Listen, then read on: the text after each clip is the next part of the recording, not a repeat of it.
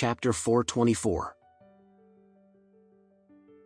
Therefore, Stephen carved the words as big and deep as he possibly could.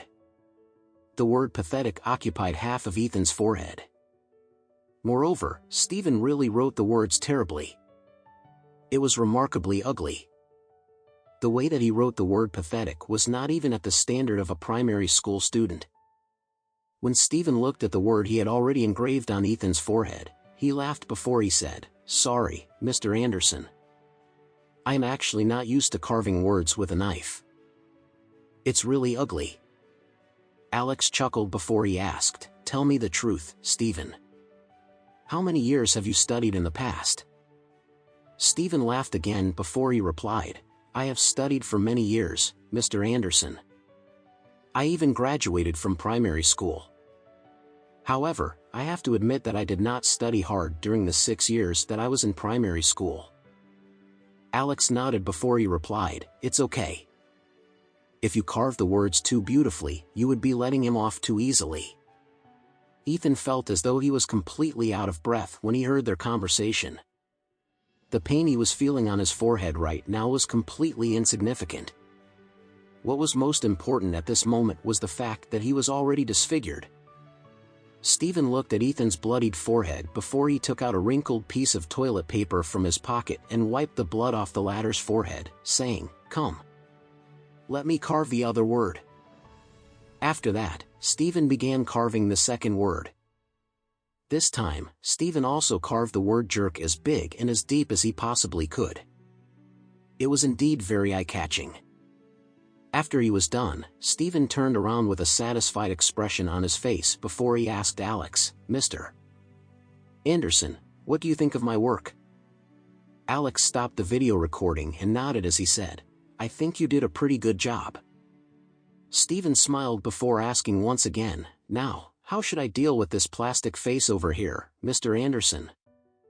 Alex replied calmly, "I want you to keep an eye on these two people from now on.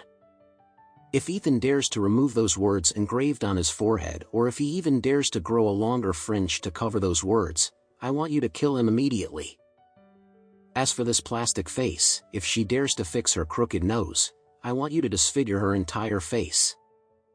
Also, if she dares to go on any live broadcast or social media in the future, I want you to break both of her legs." The two people who were kneeling on the ground were completely startled when they heard this.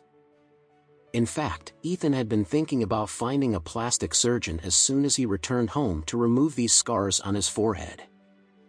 Moreover, he really had been thinking of growing his fringe a little longer so that he could cover his forehead with his fringe for the time being. Who would have known? Alex wanted him to have the words "pathetic jerk" engraved on his forehead for everyone to see for the rest of his life on this earth. Moreover, the plastic face had also thought of logging into her social media account to delete the video that Stephen had posted as soon as she could. After that, she would find a plastic surgeon to fix her broken nose so that she could look beautiful once again. Unexpectedly, Alex was not only forbidding her from getting her nose fixed, but he was also prohibiting her from using any social media accounts or doing any future live broadcasts. How could she continue being an internet celebrity in the future? How was she going to continue lying to all her poor fans? How could she possibly hook up with any more rich second generations then? Both of them continued crying and begging for mercy as they hoped that Alex would not shut down and destroy their future just like that. Alex was completely unmoved and simply said to Stephen, "Stephen, remember what I have instructed you to do today. If anything goes wrong, I will definitely come looking for you." Stephen straightened up his back before replying seriously, "Yes, Mr. Anderson. You have nothing to worry about. I will make sure that I keep a close eye on these two in the future." After that, he ground his teeth before glaring at the two troublemakers and said coldly, "I want the both of you to remember what I am going to say now. I want both of you to come and check in with me every week from now on. If either of you dares to miss checking in with me for even just 1 week, I will issue a hunting order on you. At that time, every single one of my men in Oris Hill will be hunting you down. Do you understand?"